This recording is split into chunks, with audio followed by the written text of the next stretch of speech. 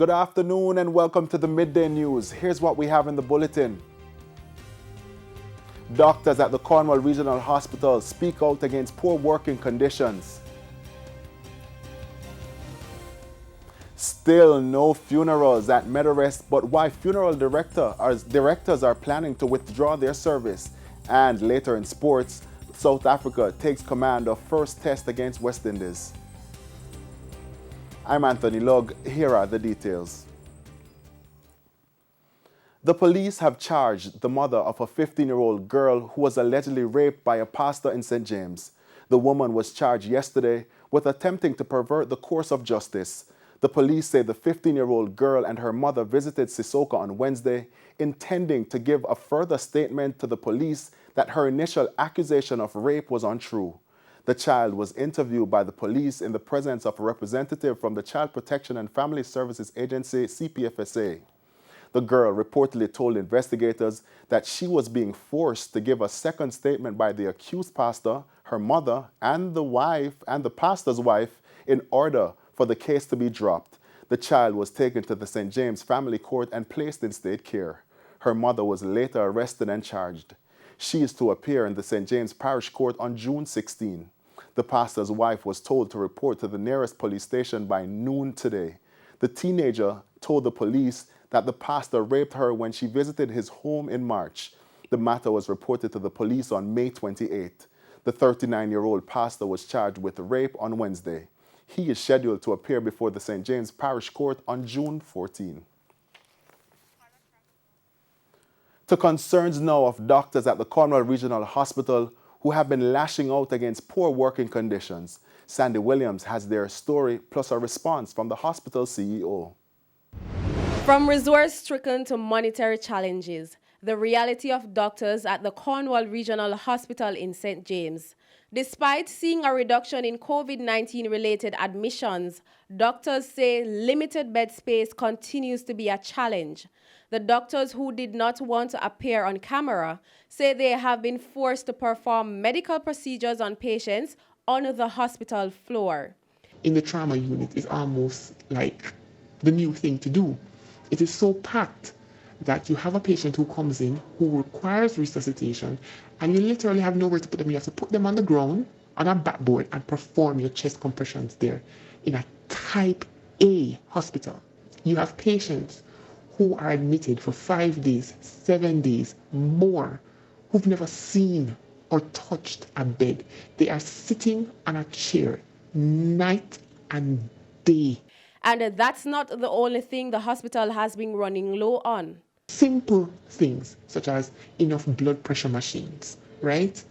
Enough containers for us to perform urine tests, urine analysis, urine cultures, coagulation tubes, bed rolls. I heard the nurses complaining last week that there was one working RBG machine or glucometer in the A&E department.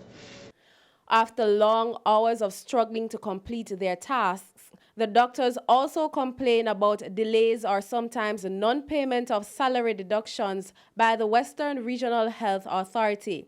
Western Region is saying that they don't have any money to pay the salary deductions, and most times their budget for each month has been exceeded. So what they do is they take the salary, the money from your pay, then they use that money to make up other person's pay. Now, that must be illegal. When contacted, the hospital CEO, Charmaine Williams Beckford, says she has not received any reports about doctors working on patients on the floor. However, she has confirmed that there are patients at the facility waiting to be admitted to a bed because of limited bed space.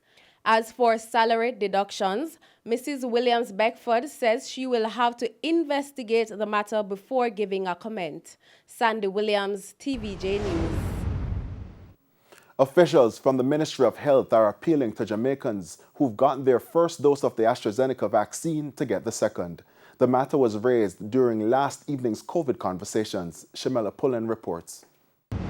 Time could be running out for some persons who received their first dose of the AstraZeneca to get the second jab. Director of Family Health Services in the Ministry of Health, Dr. Melody Ennis, says some persons who are due to receive their second dose of the COVID-19 vaccine in May are yet to turn up for the shot. She says in the Western region, only about 10% of persons in the 70 to 79 age group who received first doses have gone back for the second. She says in the Southeast region, the number is higher.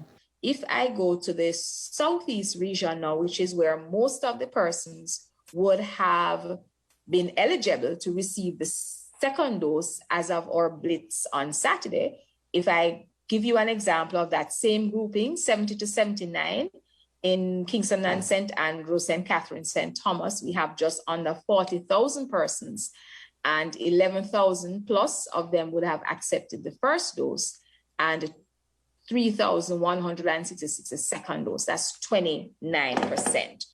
However, Dr. Ennis says it's still too early to give a full assessment. So we want to wait until persons become fully eligible for the second dose before we actually pinpoint and give an accurate figure as to those who have missed. And we continue, as Minister has indicated, to encourage persons to come out for their second dose. Up to Wednesday, 28,335 people had received second doses. As of June 9, Jamaica completed 13 weeks of vaccination. Health Minister Dr. Christopher Tufton says 161,850 people, or 8% of the targeted population, had received their first dose of the COVID-19 vaccine. A breakdown by region shows that of the 161,850 first doses administered, 53% had been in the Sarah region, that's the Kingston, St. Catherine, St. Thomas, St. Andrew region, 18% in the Western region, that would be St. James, Trelawney, Hanover, and Westmoreland, 18% in Southern region, Manchester, St. Elizabeth, and Clarendon, and 11% in Nera, which is St. Anne, Portland, and St. Mary. Shamela Pullen, TVJ News. Funeral directors are threatening to withdraw their service if the government does not consider their plight of relaxing some of the measures which have been implemented. This even as several families are in limbo. As for a second day, there are no burials at Midday Memorial Gardens in St. Catherine.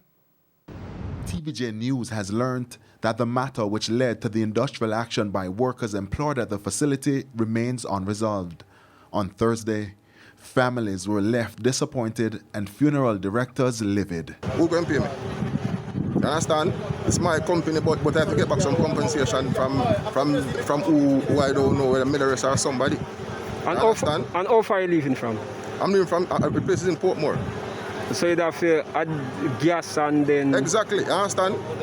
And the family done prepare for today already. Most of the people, they are working. You understand? And them take the day to come. So I don't know. The management at Midday has indicated that arrangements will be put in place to ensure all the affected burials take place. As funeral directors await the date for the reopening, more concerns about the COVID containment measures on funerals.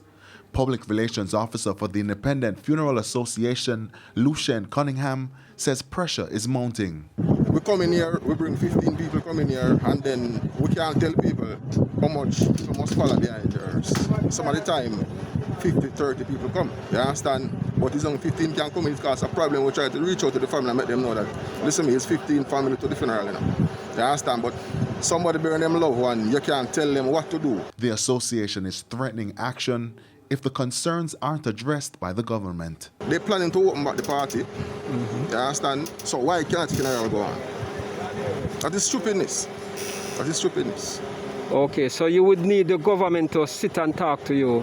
Yeah, and if he doesn't do that soon, probably we'll have to take the street for it. So voice our opinion. So no plan any meeting as yet? No, we don't make any plan as yet. But we are waiting for this segment of the curfew to be end, and if we are not a part of it, well, we're going to take it to the street. Anthony Lug. To news now in politics, another councillor in the Southeast St. Anne constituency has broken ranks with the Member of Parliament Lisa Hanna. People's National Party councillor for the Beechertown division, Ian Bell, has resigned from the constituency's executive. In a June 8 letter to Ms. Hanna, Mr. Bell said his resignation was with immediate effect. He cited long-standing issues with Ms. Hanna's constituency office. Mr. Bell said the disrespectful treatment from Ms. Hanna and her staff had become unbearable. This latest resignation means that all PNP councillors in the Southeast St. Anne constituency have now disassociated themselves from the MP.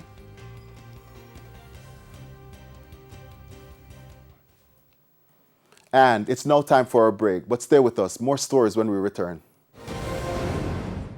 Welcome back. Thanks for staying with us. Continuing the news. The St. Mary Police have charged a man for sexually assaulting 5 children. Head of the St. Mary Police Division, Superintendent Bobette Morgan Simpson, says the children's age ranges from 6 to 12 years old.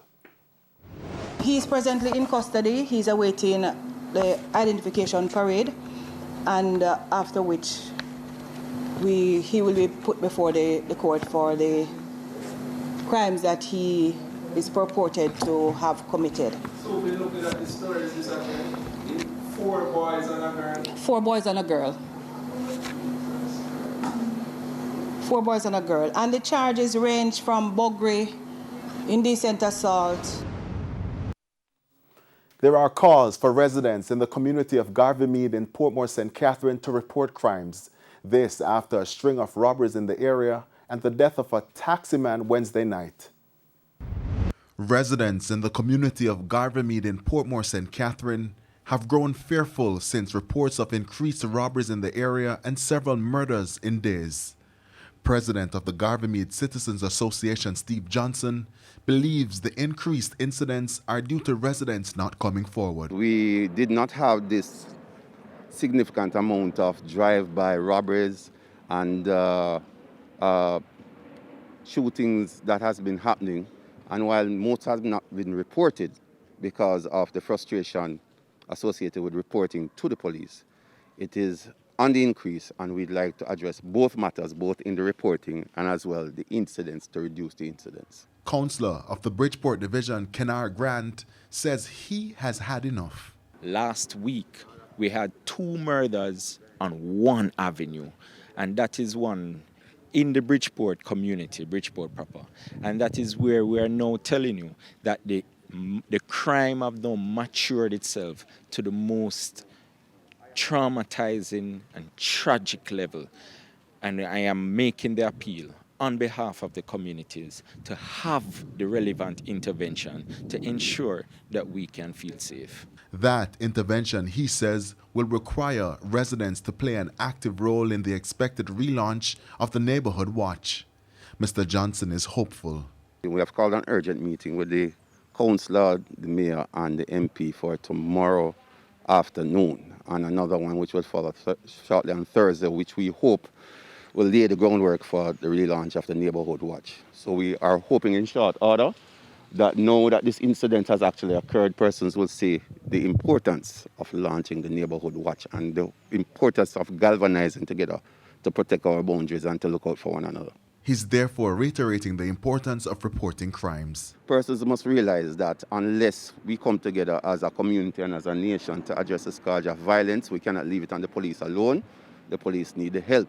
They need information, they need trends, they need persons who can point out where suspected hotspots are. And if you believe sitting in your house will accomplish that without your input, you're sadly mistaken.